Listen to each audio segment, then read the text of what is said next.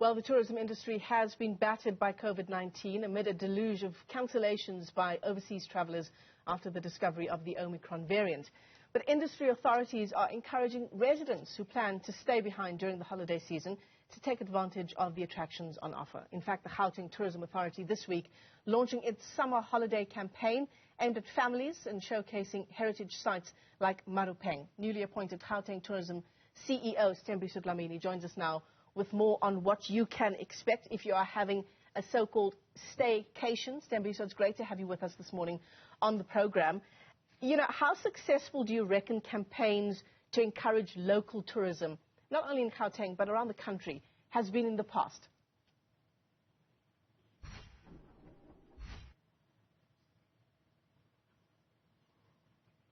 Sthembiso, can you hear me? I can hear you. Morning. So the question is, how successful generally are campaigns to encourage local tourism?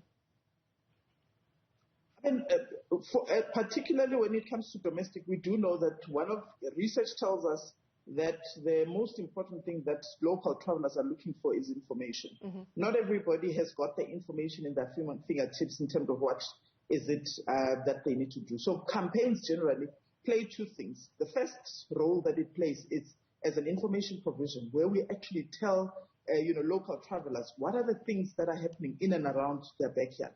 What are some of the products that they might not have known that exist in Gauteng particularly?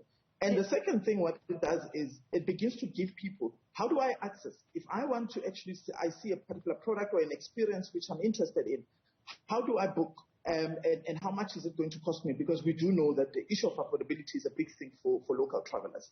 So I think to measure the success of a campaign, you measure it by the ability to be able to actually get the trackability about domestic travel, going around and ensuring that obviously ultimately we want to see those numbers and we want to see that revenue into the tourism economy, particularly in Gauteng. Yeah, and the issue of affordability is such a big one, isn't it?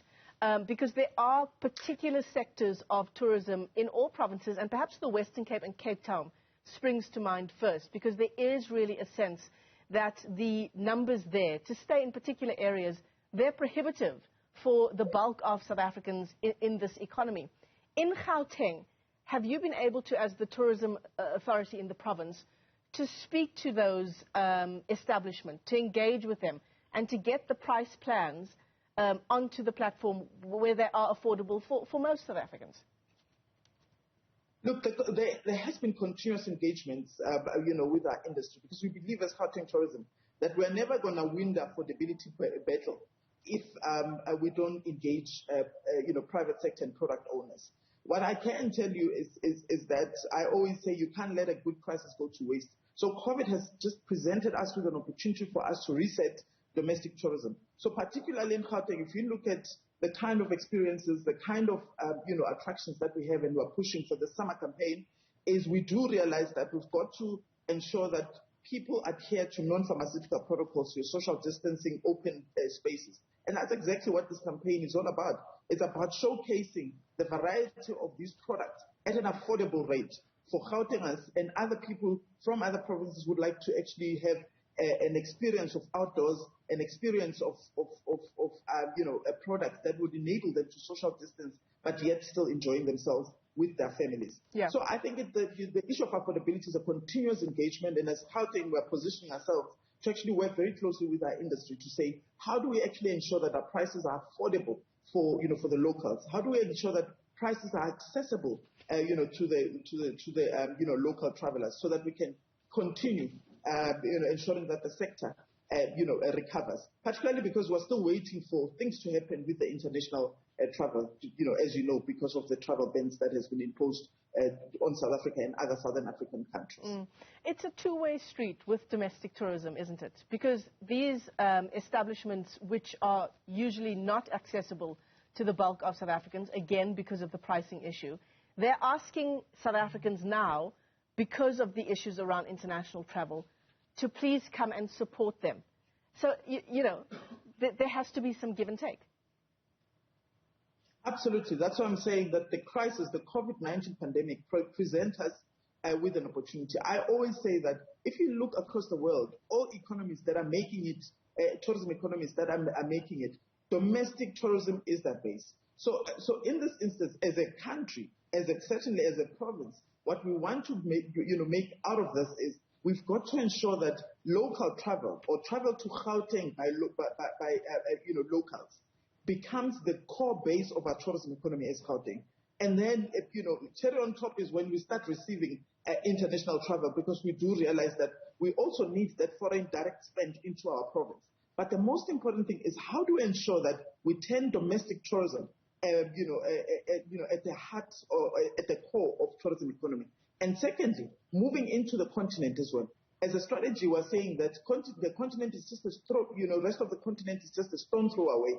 What is it that we need to do to ensure that the Gauteng province is accessible to the rest of the continent, in line with the tourism sector recovery? Because we did realize that from a sector recovery point of view, we're going to start with domestic and we're going to see a lot of continental travel, and then later on, international travel will start. So that's what we're trying to do as a strategy for Gauteng, saying locals, including Gauteng citizens, should be able to enjoy the products and the offerings that our province has, and then so that they can be better hosts as well. So imagine if you are able to know what is happening in your backyard. Once international travelers come in, you become a better host. You become part of the story of Gauteng, and you become part of the narrator of what we want the world to know about Gauteng. Yeah, absolutely. So I understand Gauteng is actually launching its GP Festive Summer campaign on Wednesday. But what can you tell us in the meantime? What are some of the packages? Because I understand that's also part of